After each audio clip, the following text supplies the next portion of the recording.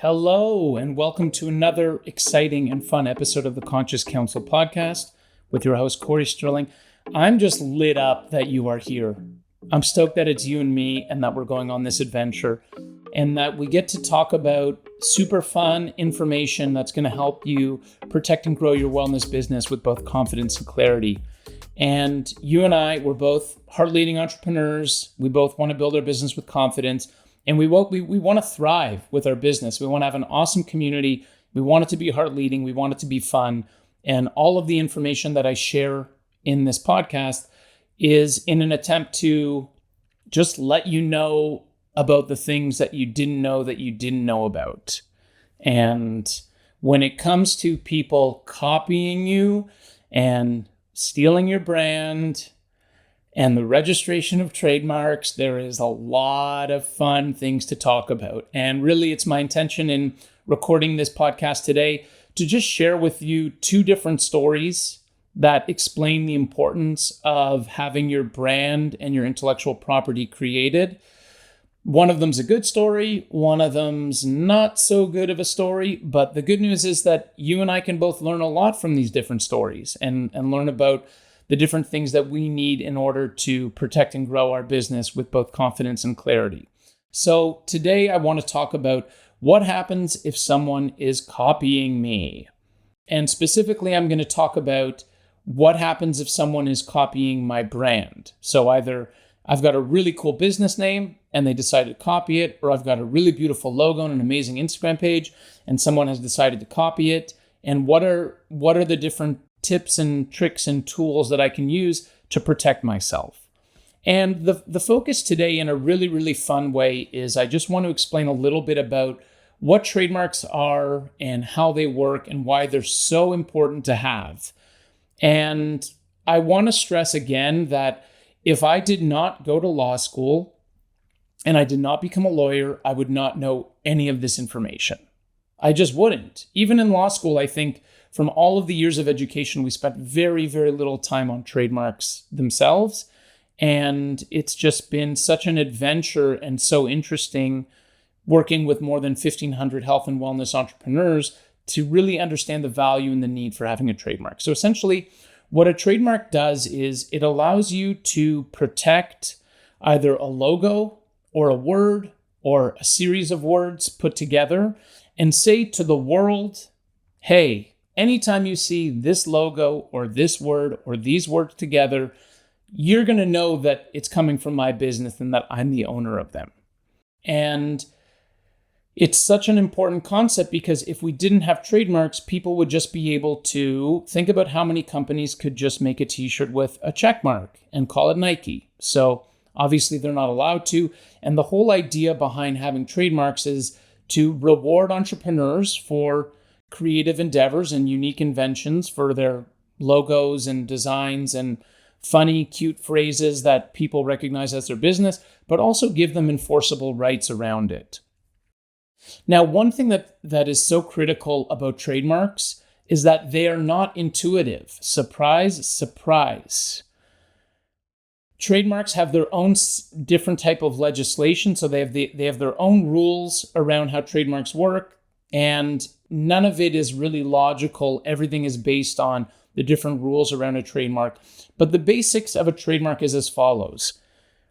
When you register a trademark and you have it registered, you then become the only one who's allowed to use the trademark for the specific goods and services that you use it. So you get exclusivity and you also get enforceable rights, which mean that you also are allowed to enforce the rights that you have by sending a cease and desist letter, by starting a lawsuit, if someone copies you and then does not change their behavior after you let them know that they copy you. In previous episode, I spoke about legal position. When you have a trademark registered, you have the platinum legal position. You're in the best case that you could possibly be in, the best situation. And when you don't have a trademark and someone else does have a trademark, then you are in a very, very weak legal position and facing an uphill battle. So I'm going to start with the bad story. Yikes, wah, wah. I don't know how to get sound effects on a podcast, but if I did, I would get the wah, wah. And this is a story that took place to one of my clients when I was 4 years into my legal practice, just in the middle. And I didn't have too much trademark work at that time, and I didn't really focus on it because it was only after this experience that I really understood the grave consequences of not registering a trademark. And I was working with a coaching client who had a 7-figure business, who had been in business for more than 15 years, a big following, lots of people on social media, in customers, a big certification program, really, really top-notch business. And I was doing legal agreements. I was drafting a package of agreements for the clients, and we're going through the process. And then one day I get a frantic phone call, and the client says, "Hey, Cory, I just got this cease and desist letter in the mail. I don't understand it. Can you have a look at it?" And I was like, "Sure, happy to help." So I looked at the letter that was sent over, and basically the letter said the following: "Hey, Company X, we have a trademark registered, and here is our trademark registration number, ABC123. This is what our mark is, and your business name is the exact same as the mark that we have registered. Therefore, because we have a trademark and your mark would likely confuse the public, we demand that in 30 days you change your website, you change all of your branding, you change everything." And it was a very, very difficult situation because my client's legal position was almost zero. Now, the important thing to know is this company that had sent my client the letter had been in business for 2 years versus 20 years of my client. But the 20 years that my client was in business, they never registered their trademark. So they never registered a trademark. They'd been using it for a long time. It acquired distinctiveness. It was something that was well known. They even had a certification program involving the trademark at question, but they never took that final step of registering it. Whereas the new company that was only 2 years into everything registered right when they were doing work between 2 different states, got a federal application, submitted it, and ended up getting approved and got the registration. At that point, there's really nothing to do. It's either going to be a problem that you're going to throw, more than $100,000 of legal fees at to try to challenge, in which case still it would be very, very difficult. But the general rule is that if there are 2 marks that both are not registered, the one that's been used for longer will prevail, and whoever has that will have the better legal position. But alternatively, in the event that one mark has registered and has gone through the process and has received their certificate and their trademark and they're fully registered, and another has not, the one that is fully registered will have priority. And it was just a bad situation because there was nothing my client could do. And we were talking, and I said, on our sales call, I brought something up about trademarks, but you mentioned now wasn't the right time. And it was just, I was counseling my client who was completely devastated because in a period of 30 days, there had to be a total rebrand of everything, of what the program name was, of the website, and there was so much goodwill and a value as well.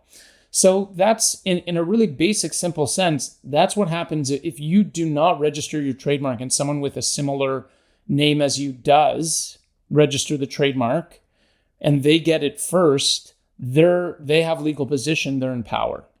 Now, the better feeling story, the one that we like a little bit more, is something that happened to me with a client of mine who did everything properly from the start. So in this case, I was working with a Pilates studio, and we had an onboarding call for a package of documents, and the studio name was really cool. And I was like, "Hey, you've got an awesome name. I really think it makes sense to register the trademark."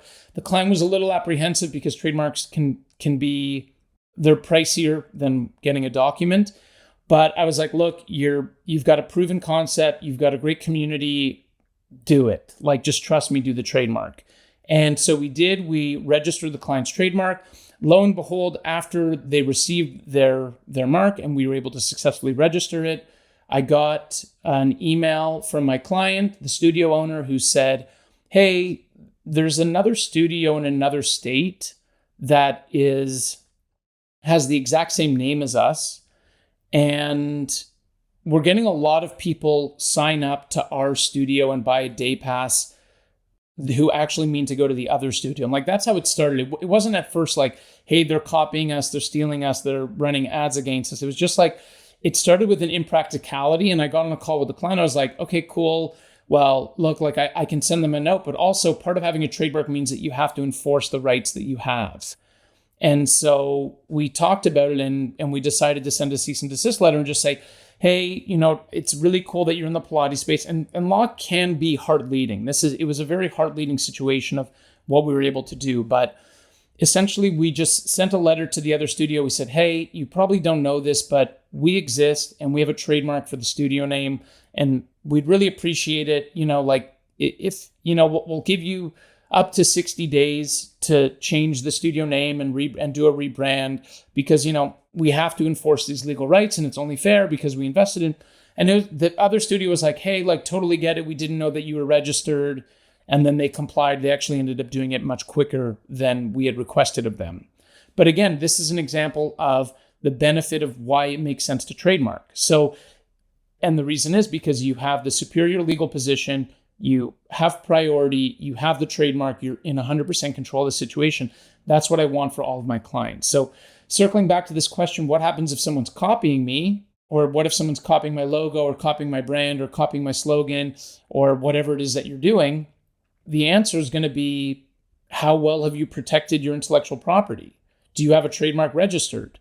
And if not, what are you waiting for? It's the one thing that whenever I'm speaking with my clients, I'm always like, hey, like, do not let this fall to the wayside. This is something that you have to do right now.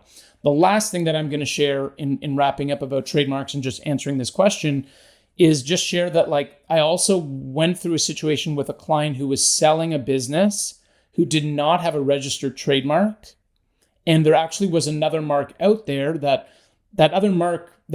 other person who had a similar trademark never enforced their rights against my client. So we couldn't see that there was a problem, but in the due diligence phase, the buyer realized that there's another trademark and that they would have to change the mark moving forward, and they lost 30% of the sale price.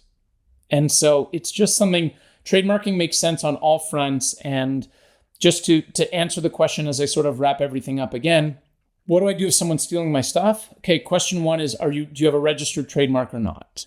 Right? If you do, super easy, platinum legal position, you're in full control of the situation. We send a note, we give a timeline, we let them know what they have to change. No worries, it's all good. In the event that someone's copying your things and you're not registered and they are, I'm really sorry, but you're likely going to have to change all of your branding and all of your marketing. And in the event that they're not registered and you're not registered, I would register ASAP. I would just get right behind it. So this is it's a simple and interesting area of protecting your business to thrive. And it's really, it's not difficult. It's not challenging. It's not complex. There's an investment required, but we're talking about your baby and it means so much. And for me with Conscious Counsel, I actually registered a trademark. Like the moment that I was eligible to do it, I registered the trademark right away because I love the name and I love what it's about. So that's just a little bit of information and fun for me. I hope that you enjoyed this. I hope that all of this makes sense. Just remember, at any point, you can find me on you can find me on Instagram at Conscious Counsel. Shoot me a note and be like, hey, Cory, do you mind looking in to see if I can register this for a trademark? And I'll be super happy to have a look and let you know and just support you and have your back. Because the reason that I do all of this is to share helpful information in a super fun way to help you keep your health and wellness business protected and to see you grow with confidence and with ease. And remember this one last thing, whatever it is that you do, work with a lawyer who loves you.